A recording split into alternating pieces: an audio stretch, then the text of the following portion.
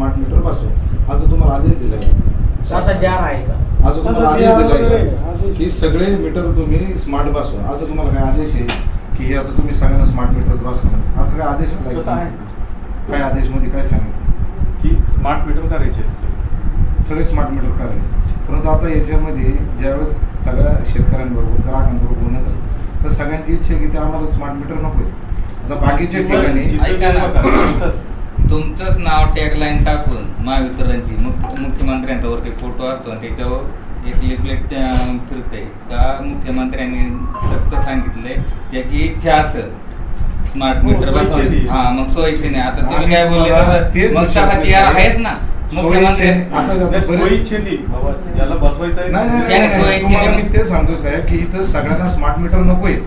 आता तुम्ही बरेच ठिकाणी मीटर बदली केले तर ग्राहकाला सुद्धा माहित नाही की आमचं मीटर काढून तुम्ही परस्पर तिथं स्मार्ट मीटर बसावं. अशा बऱ्याचशा गोष्टी की तिथं आहे ना तुम्हाला आवश्यकता नसताना सुद्धा तुम्ही तिथं स्मार्ट मीटर बसवा. आपल्याकडे साधे मीटर नाही का? आता साधे मीटर नाही.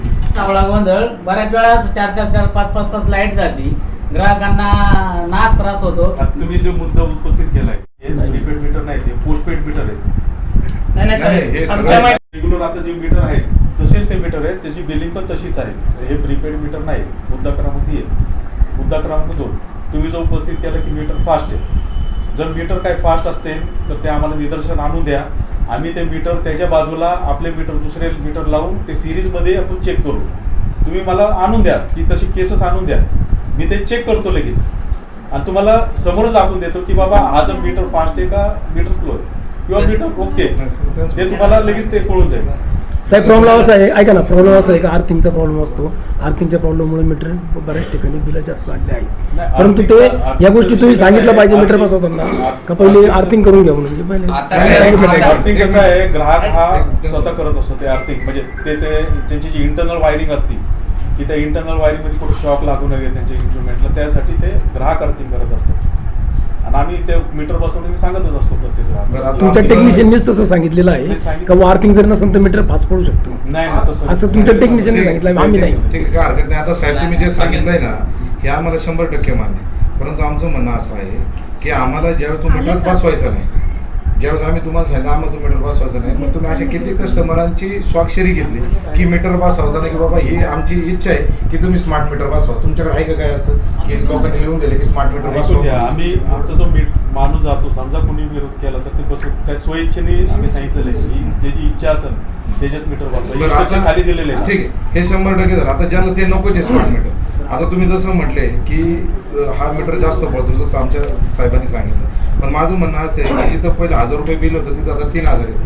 नाही याचा अर्थ असा आहे की पहिलेचे मीटर खराब आहे ना आताचे चांगले, असं तुम्हाला असं वाटतंय का? जर पहिले मीटर जर खराब आहे तर एवढे हजारो लाखोच्या यांना माहिती की ज्या दुकानाचं लाईट बिल 1000 रुपये येत होतं त्या दुकानात 2000 रुपये यायला लागलं. याचं काय कारण असेल?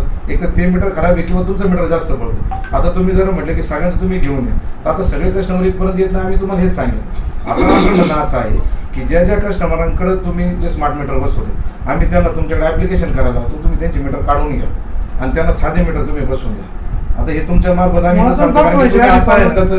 माझं म्हणणं असं आहे की आता हे सगळ्यांना कळालं की तुम्ही आता जे मीटर बसवणार आहेत आणि ज्यांनी आता आधी बसवले, आता आपण सगळ्यांचं गायकवाड 1 मिनिट ऐकून तरी घ्या.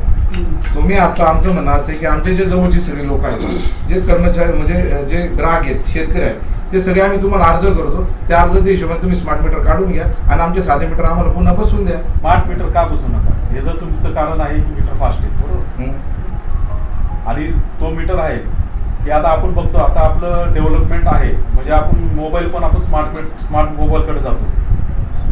हां, तर हा विषय असा आहे की ह्यामध्ये कसं असतं, स्मार्ट मीटरमध्ये ॲटोमॅटिक रिडिंग जाण्याची फॅसिलिटी आहे की जी नॉर्मल मीटरमध्ये नाही आहे. यामध्ये कसं बिलिंग सिस्टम कशी चालते की आमचा मीटर माणूस येतो तिथं एजन्सीचा, तो फोटो काढतो, तो फोटो अपलोड करतो. यामध्ये ह्युमन एरर होण्याचे चान्सेस असतात आणि त्याच्यामुळं बिलं चुकतात आणि त्याच्यासाठी ग्राहकांना त्रास होतो त्याचा. तर हे जो मिडल हे आहे ते हे डायरेक्ट एलिमिनेट होतो. तुमचे रीडिंग डायरेक्ट ऑनलाईन फेच होतात, तुम्हाला ॲक्युरेट बिल येतं. नंबर 1. नंबर 2, तुम्ही जर 9 ते 5 जुन्या मीटरमध्ये आणि नवीन मीटरमध्ये सांगतो. जुन्या मीटरमध्ये 9 ते 5 तुम्ही वापरलं की तुम्हाला पर युनिट जो रिबेट आहे 80 पैशाचा तो रिबेट भेटत नाही. नवीन मीटरमध्ये स्मार्ट मीटरमध्ये ती फॅसिलिटी आहे की तुम्ही 9 ते 5 म्हणजे जेवढं युनिट तुम्ही वापरताय त्याच्यामध्ये तुम्हाला 80 पैशाचा रिबेट भेटतो. हे झालं 2 विषय. आणि तिसरा विषय तो स्मार्ट मीटरमध्ये त्याला तो असतो लिंक महाविद्युत ॲप.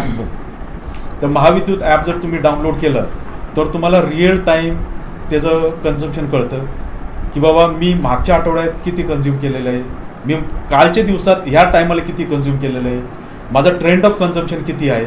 उन्हाळा आला की सगळ्यांचं कन्झम्पशन वाढतं, एवढं तरी मान्य आहे तुम्हाला. आपले फॅन वाढतात, फ्रीजचा वापर वाढतो, कुठं AC असेल तर ACचा वापर वाढतो. म्हणजे हा तुमचाच नाही, हो ओव्हरऑल महाराष्ट्राचा ट्रेंड किंवा कन्झ्युमरचं कन्झम्पशन ट्रेंड सांगतो तुम्हाला की उन्हाळ्यामध्ये वाढत असतो की मार्च, एप्रिल, मे एकदा पाऊस पडला, जसं वातावरण थंड झालं की ते टेम्परेचर कमी झालं की वापरही तसा कमी होतो. तो ट्रेंडच आहे की आता हे 2-3 महिन्याचा जो वापर वाढला असेल, माझंही वाढलेलं आहे. कारण ते आपले वापरतो तसा वाढलेला असतो की आपले उपकरणं आहे ना आपण जास्ती वापरतो त्यावेळेस. आणि जसं चौथं तुम्हाला सांगितलं की बाबा कुणी आले की आम्ही त्याला ते मीटर सिरीजमध्ये बसवतो.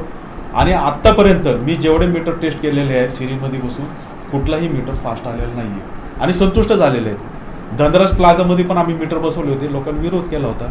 तर त्यानंतर आम्ही प्रत्येकाच्या सिरीजमध्ये मीटर बसवलेत, सगळेजण सॅटिस्फाय झाले. ते म्हणले ठीक आहे. आणि आता धनराज आपले स्मार्ट मीटरच आहे.